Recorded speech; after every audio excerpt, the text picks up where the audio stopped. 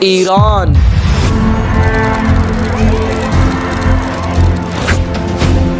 جہاں پر بڑی شدت سے پروٹیسٹ ہو رہے ہیں اور جلتی پر تیل کا کام کرتی ہے امریکہ کے صدر ڈونلڈ جے ٹرمپ کی یہ ٹویٹ۔ اے ایرانی محب وطنو، احتجاج کرتے رہو، اپنے اداروں پر قبضہ حاصل کرو، قاتلو۔ اور صرف اتنا ہی نہیں بلکہ ان پروٹیسٹرز کو یقین دلایا جاتا ہے کہ تم پروٹیسٹ کرنا جاری رکھو، سپر پاور امریکہ آپ کے ساتھ کھڑی ہے۔ اور امریکہ اس انٹرفیئر کی وجہ یہ بتاتا ہے کہ ایران کے اندر بے گناہ سویلینز پر ظلم و تشدد اور ان کا قتل عام ہو رہا ہے، اور امریکہ کے صدر انسانیت کے اس بیجا قتل کو روکنا چاہتے ہیں اور وہ اس کے لیے کسی بھی حد تک جا سکتے ہیں۔ عوام یہ موقف رکھتی ہے کہ جب فلسطین کے اندر ظلم و ستم ہو رہا تھا تو ان کی آنکھوں پر پٹی بندھی ہوئی تھی، اور اب ایران کے اندر ہونے والے اس مذاکر کی مذمت کرتا ہے اسرائیلی وزیر اعظم بنجمن نیتن یاہو۔ اسرائیل کے لوگ اور پوری دنیا ایران کے شہریوں کی اس بہادری پر حیرت میں ہے۔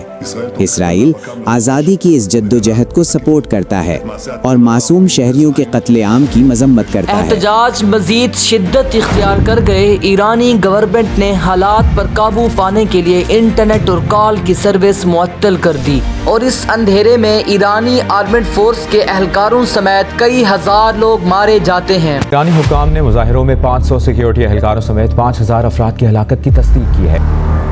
جب پوری دنیا کی نظریں ایران پر تھیں تو ایرانی میڈیا سامنے آتا ہے اور ایک ایسی ویڈیو جاری کرتا ہے جس کے اندر کچھ مسلح لوگوں کو دکھایا جاتا ہے جن کے پاس طرح طرح کے ہتھیار ہوتے ہیں۔ ایران کے سپریم لیڈر آیت اللہ خامنئی کا کہنا ہے کہ ایران میں ہونے والی اس بغاوت جس کے اندر 250 مساجد اور دوسرے تعلیمی اور سائنسی مراکز پر حملہ کیا گیا، اس کے پیچھے امریکہ اور اسرائیل کا ہاتھ ہے۔ تبھی ایک ٹویٹ سامنے آتی ہے جس کے اندر یہ بتایا جاتا ہے کہ اسرائیلی میڈیا نے تسلیم کرنا شروع کر دیا ہے کہ ایران میں موساد کا ہاتھ تھا۔ ایران میں ہونے والی اس بغاوت میں ایک 3 سال کی لڑکی بھی ماری گئی، جس پر ایرانی سپریم لیڈر نے ٹویٹ کرتے ہوئے بتایا کہ یہ سب ایجنٹس کا کام ہے جنہیں اسلحہ باہر سے مہیا کیا گیا ہے۔ اور اب ویسٹ میں بیٹھا رضا پہلوی ایرانی پروٹیسٹرز کے حوصلے بڑھانے کے لیے اپنا پیغام جاری کرتا ہے کہ یہ جنگ آزادی اور غاصبیت کے درمیان ہے۔ It is between occupation and liberation, and the Iranian people have already chosen their side. اور مزید اپنے ایک خطاب میں کہتا ہے کہ 1979 کے انقلاب سے پہلے ایران ساؤتھ کوریا کی مانند تھا، مگر اب یہ نارتھ کوریا بنا ہوا ہے۔ Iran today should have been the next South Korea of the Middle East. Iran at the time had 5 times the GDP of South Korea.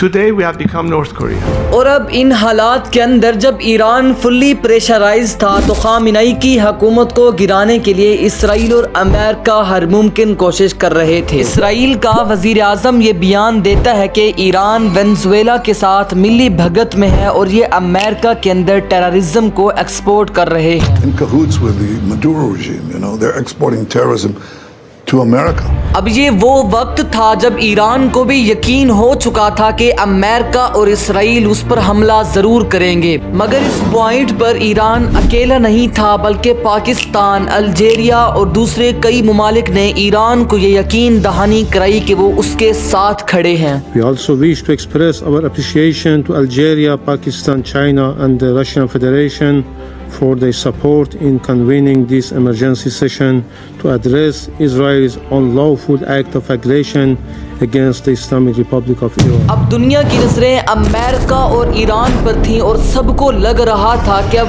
World war 3 شروع ہونے والی ہے۔ او حاجی صاحب، اب ایران کی خیر نہیں ہے، امریکہ حملہ ضرور کرے گا۔ مجھے تو یہ معاملہ ورلڈ وار 3 کی طرف جاتا دکھ رہا ہے۔ مگر پھر ایک ایسی خبر آتی ہے کہ ساری دنیا شاک رہ جاتی ہے۔ اسرائیل اپنا انجام دیکھ کر ڈر گیا۔ امریکی صدر ڈونلڈ ٹرمپ سے ایران پر حملہ ملتوی کرنے کی اپیل کر دی۔ Iran Supreme Leader Ayatollah Khamenei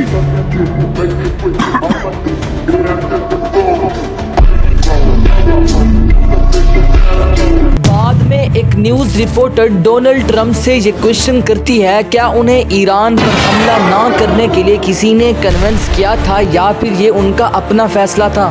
Nobody convinced me. I convinced myself.